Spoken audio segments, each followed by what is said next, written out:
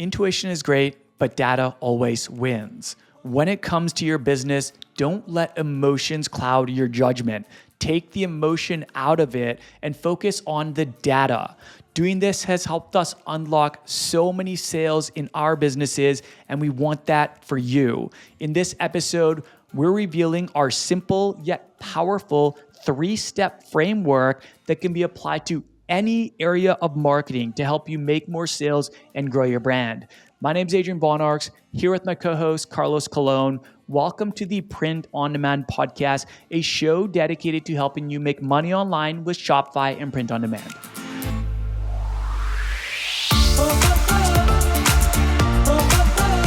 What's up, guys? Thank you so much for tuning in and welcome to the show. We love hanging out with you guys every week here on the Print On Demand podcast. And I'm really excited for this episode because we're going to be revealing our TOW framework. And what I love about this framework is it can be applied to your marketing channels. This has completely transformed our businesses and so many others. This is one of the proven repeatable strategies that we use and teach in our training and coaching program, T-Shirt Legends Academy, to make more sales and grow your brand. But first, before we get into that, Carlos, we just got to jump into gratitude. All right. I want to give a big thank you to all of those who have left us reviews and comments, not just on Apple Podcasts. I feel bad because I keep mentioning Apple Podcasts, but I want to thank everyone on Apple Podcasts, Spotify, and YouTube. We love you guys, and we really appreciate all the love. Thank you, everybody. I actually want to give a special shout out this week to our Spotify listeners, our Spotify tribe, who have really shown up and given us a 5-star rating across 20 reviews. I'm embarrassed to admit that I just discovered this yesterday. So I want you guys to know that we see you, we appreciate you, and I also want to show love to our 125 YouTube subscribers. We are grateful for each and every one of you. So these are individuals who are subscribed specifically to the podcast on YouTube. So, Carlos, is there any additional words of gratitude you would like to give to our incredible listeners? Thank you. Thank you for everything. Thank you for the ratings. Thank you for being there. Thank you for showing up. We love you guys. Yeah, this show wouldn't exist without our listeners. You guys are the driver of this. And so I just cannot express enough gratitude. But all right, you've heard us gush enough about how amazing you are. Now let's talk strategy, all right? So this episode, we're gonna break down into 2 parts. I'm gonna tell you guys a story that might be relatable for some of you about my print on demand journey, early on in my print on demand journey. And really the moral of the story is to never assume anything.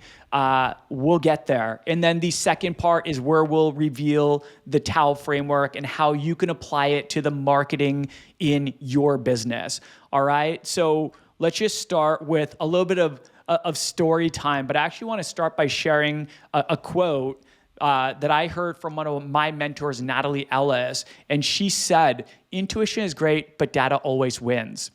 That quote has stuck with me ever since the first time I heard it. I immediately wrote it down, and it really shaped the way in which I run all my businesses now. As an entrepreneur, it's very easy to get emotional about our products and about our brand. I'm sure a lot of our listeners can relate. And sadly, I think this holds a lot of people back. Spending too much time and money marketing products that underperform, sound familiar? Hesitating to spend enough on those that show true promise. Marketing, especially paid marketing, is an emotional roller coaster. Oh, yeah. Experienced it, you know what I'm talking about. If not, buckle up because it is an emotional roller coaster. I want to share a story, but Carlos, anything you want to add to that? Like we're speaking to our past selves here, you know? Yeah, I think that we see this a lot. We see this a lot with students, and we see it in everything. We see it in designs that they release. They think this is a winner, and it ends up not being a winner, and they end up being surprised, and they want to keep spending money on it on ads because they think it is a winner. But I think we got to backtrack a little bit and look at the data and be like, okay, trust the data, because the data is trying to tell you something. The data is trying to tell you a story. Sometimes there's not enough data. And so you do have to make a gut decision if there's not enough data. But a lot of times there is good data, especially with ads, there's really good data. And you get like 1,000 metrics. It's nuts. If you want to just dive down the rabbit hole, you can really dive down and get a lot of metrics, get a lot of data, especially with meta ads. Totally. And so there's usually more than enough data to make a call. Yeah. And we're speaking from experience here. Like we're humble enough to admit that we've made this mistake many a times. Yeah. All right. We're completely guilty of making this mistake. So if you can relate, you're in good company. Like so many print-on-demand sellers, they go through these motions. I've had products that I was convinced were going to be winners, and I came up with so many excuses as to why they underperformed. There must be a glitch in the algorithm. Facebook ads, the optimization doesn't seem to be working properly. That email that I just sent out must have gone into more spam folders than usual. No, It was just not a winner. And all these indicators were telling me that it didn't have the same resonance with my audience as it did with me and how much I thought it would have with them. I was wrong. I was totally wrong. And the data proved it, right? But it works the other way too. I actually remember, so here's a little story time, all right? And I think this can be relatable for a lot of people. I remember early in my print-on-demand journey, one of my friends who also started a print-on-demand business at the same time, she was having a ton of success selling a very specific style of hat. I thought this hat was so ugly, and I actually resisted offering it in my shop because I was like, this hat style is hideous. Like, my customers are going to hate it. I'm not even going to bother. Like, how arrogant, right? I'm not even going to bother testing this because I just was like, no, this hat is hideous. I don't want to offer it in my shop. It's gonna kill the vibe of my brand. But eventually, after seeing the sales of hats continue to pour in for my friend, she eventually convinced me to offer that hat style in my store. Can you guess what happened? Carlos, can you guess what happened? I blew up. The customers freaking loved it. That ended up being my first mega winning product and what actually ended up propelling me to my first 6 figures in sales and even 7 figures in sales. My incorrect assumptions about my customers and what I thought they liked held me back from unlocking so many sales in my business for months. Like, I'm not joking. I resisted for months as I watched her celebrating all these sales, all these wins. And I'm just so glad that she actually convinced me to at least test out that hat style in my store. Yeah. Moral of the story, take the emotion out of it and never assume anything. Instead, test it. Let your customers vote with their dollars. Carlos, I want to hear what you have to say. Yeah, no, that's a really good story. I mean, there's lots. We've got lots of stories where we're trying out new products that had no data behind them. Like, when we started getting the data, we started seeing really quickly that there wasn't any traction, but then we bought more. When it flopped, we're like, okay, like, we thought for sure it was going to go, but it's because we thought for sure and we didn't actually reflect back on the data.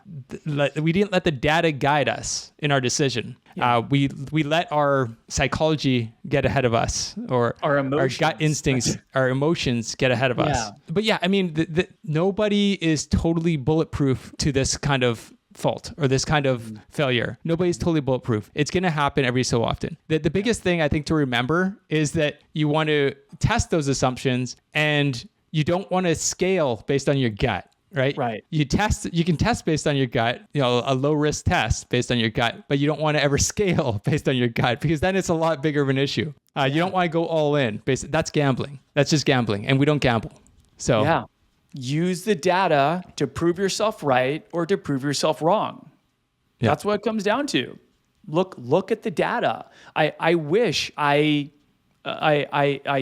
introduced that style earlier, but hey, woulda, coulda, shoulda, right? These are lessons learned, and these are only going to make you better moving forward. It's lessons like this learned in the school of hard knocks that led us to creating a 3-step system that we've used to transform our own business, and that's what we want for you. So that is the perfect segue into the TAO framework. So that's what we call this, the TAO framework, spelled T-A-O, which is an acronym for Test, Analyze, Optimize. And this simple framework has been such a game changer for our own results and the results of many of our students. So I want to encourage you to apply this to every aspect of marketing in your business. So let me give you some use cases of how you can apply the TAO framework to different aspects of marketing. Let's start by talking about content marketing. So for example, let's say you create content on social media. If you create content on Instagram to attract, build, and convert your target audience, what you want to do, first, you want to test content. You want to test different content types, right? Next, analyze the performance of that content to identify your top performing content. And third, optimize your future content based on the content that performed best. Simply, it's doing more of what's working and less of what's not. This simple framework, it seems too easy, right? But this has the potential to change the game because you go from posting, let's say, 20 pieces of content on Instagram, different types of content, seeing how they all work. You identify outliers. Let's say that there were 3 outliers in there that significantly outperformed the other piece of content. What are you going to do? You're going to take clues from that success, right? Success leaves clues. So what you're going to do is you're going to focus on creating more content like those winners, those winning pieces of content, and less like what's not winning. Carlos, anything you want to add to that before I get into the next use case? No, man. Jump to the next one. Let's keep it rolling. All right, let's talk about email marketing. We love email marketing because we know the fortune is in the follow-up, and this is a way to just get a lot of very profitable sales from existing customers and even from customers for the first time. So here's how you can apply the TAO framework to your email marketing. First, test different email content. You're gonna have to create a couple different pieces of content. You're gonna test it. Second, analyze the performance to identify things like the open rates, link clicks, and of course, most importantly, actually making sales. That's what, at the end of the day, that's what matters most, right? Yeah, totally. And then third, optimize your future emails based on your best performing email content. Goes back again, do more of what's working, less of what's not. And many times we've found these kind of winning email creatives that are proven every time we run these campaigns, they tend to convert. Certain promotional campaigns, of course, if it's new arrivals, it's going to depend on if those new arrivals resonate with people, right? But this can be very powerful for email marketing. And when you do find certain sort of templates that are working for you, certain styles of content that are working for you with email, they're getting the open rates, they're getting the link clicks, and hopefully they're getting a lot of sales. You can bake those into your rhythm, right? You can, if you have like a promotion that performs really well every time, why not try that once a quarter or semi-annually, something like that, right? Because if it performed well in the past, there's a good chance that it could perform well again. And this is something that we totally do. You don't have to reinvent the wheel with all your content, and you shouldn't. You should test, analyze, and optimize your content. This can save you a ton of time. It can make your life a whole lot easier, and it can get you better results. Now, before I get into the next use case, Carlos, anything you want to add to that? No, I mean, I think the biggest thing here is, just look at the numbers. Look at the numbers. Numbers don't lie. Numbers always tell a story. And with email marketing, it's the same thing as with ads, same thing as with content. You can look at numbers. There's always going to be numbers. I mean, these platforms, like your social media platform, your email marketing platform, your ads platform, they'll all have numbers because that's the whole point. They want you to get better. That's a really good point that I think a lot of people overlook or just kind of forget about at times, myself included. Like, it's important to know that all these channels, Instagram, email marketing, meta ads, they are incentivized to see you succeed because either you're paying them directly or you're offering value to them in some way. So for email marketing, for paid ads, like the more success you have, the more generally you're gonna pay them, right? For email marketing, you're gonna grow your list, and the bigger your list that gets, likely the more you're paying for that list. So they're incentivized. Paid ads, same thing. The more success you have, the more you're gonna spend scaling up your ads, and everybody wins. Social media, their number one thing for social media, the number one kind of priority of these social media platforms is keeping people on the platform for as long as possible so that they can serve them more ads. So even if with your organic content, your free content that you're posting on there, if you are educating, entertaining, inspiring, and inspiring and keeping people coming back or spending more time on the platform, you're going to get rewarded for it because that's what the algorithm wants. But that's also what your audience wants, right? The algorithm and audience are kind of interchangeable in a sense. So you make a really good point about that. And that kind of leads me into the other use case. I want to give one more use case of how the TAO framework can be applied to your business. And this is with paid ads. This is going to be really big. So anytime you are going to go run paid ads, which we definitely recommend for testing and for amplifying reach of proven winners. If you are going to run paid ads, the first thing you want to do, let's just use the acronym, right? T, test different products. You're going to look for the outliers. You're going to look for the winners, the star products, right? Next is A, analyze the data to see how people are responding to the ad, and most importantly, if it's actually converting into sales. That's what we want for you. I know that's what you want too. It's an amazing feeling. And third is optimize. You want to optimize your ads by scaling your best performers. Reward the winners, punish the losers. That's the motto, the internal motto that Carlos have always used when it comes to scaling up or scaling down ads. So really, whatever marketing channel you're leveraging, this TAO framework, it can be applied. Carlos, anything you want to add to that? Yeah, I mean, it's the same thing with when you're diagnosing an ad. When you're diagnosing an ad that didn't perform, your gut can only tell you so much. Sometimes you need to actually walk through the process with the metrics, with the numbers. And if you got, for instance, a high click-through rate, and for some reason there's nobody checking out, right? Then it's like, okay, well, what's happening? Am I not targeting the right people? Is the quality low? You'll see things like numbers change. Because if the quality of the ad is low, you're going to see your CPMs go up. Your cost per 1,000 impressions will go up. Like, it'll be more expensive. If you see a high click-through rate, that indicates interest. So there's definitely interest. But then if you see no conversions, then you know that, okay, maybe something's wrong with my website. Maybe something's wrong with the landing page, the page that I'm sending people to. Maybe so. I mean, there's lots. There's lots of indicators and lots of signals to help you guide you to make the right decision. And I think the biggest thing that I don't want to say enemy, but our biggest Yeah, okay, I will say enemy. Our biggest enemy is ourselves because we're more subjective, right? It's really hard to be objective because we're not objective beings.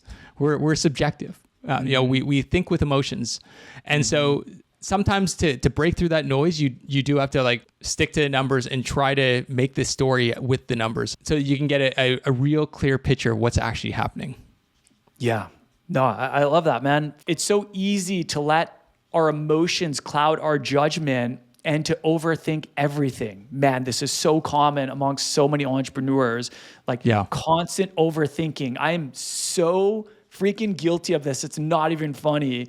And I still struggle with it, right? It's like, it's something I'm still working on. But the first step to improvement is acknowledgement, right? Yeah. Like is knowing, is awareness. Yeah, awareness. But I want to choose, I'm speaking to myself here, I'm speaking to everyone listening. I want to encourage you to choose discipline over emotion. This is something that I am really bullish on. Take the emotion out of it and focus on making data-based decisions. Yeah. Your emotions are going to try to pull you in a lot of different directions. Stay disciplined, apply simple frameworks that are proven and repeatable, and don't let your emotions knock you off course. This framework, this has helped us so much because we learned, I should say, that intuition is great, but data always wins. Doing this, following this framework and knowing this has unlocked so many sales in our businesses. And I know it can do the same for you, our listeners. So we're going to kind of land the plane on the episode, but Carlos, any final words of wisdom? No, I think the biggest thing is understand why you're following this framework. The reason why you're following this framework is it's a way to separate the emotions from the decisions.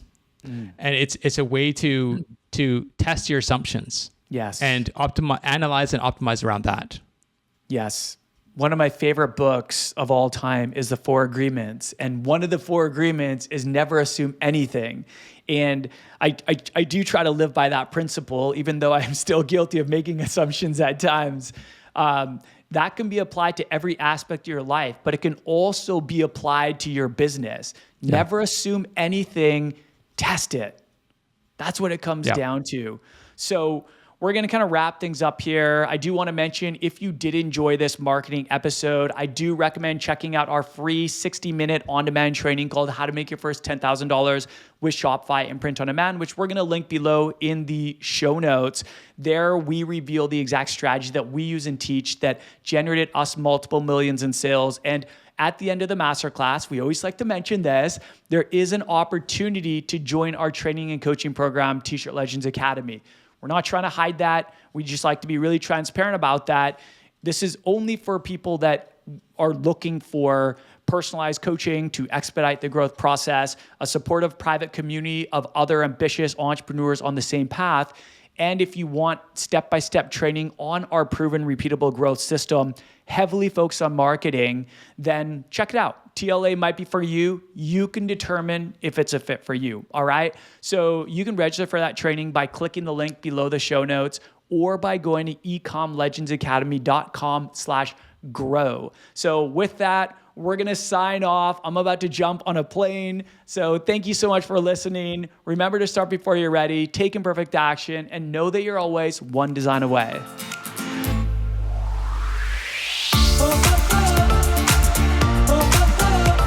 Hey, if you're loving the Print on Demand podcast and want more, please help us out by rating this on Apple, Spotify, YouTube, or wherever you're listening from. It only takes a minute, and this is one of the best ways to support the show and let us know that you're enjoying these weekly episodes. Thank you in advance, and we'll talk soon.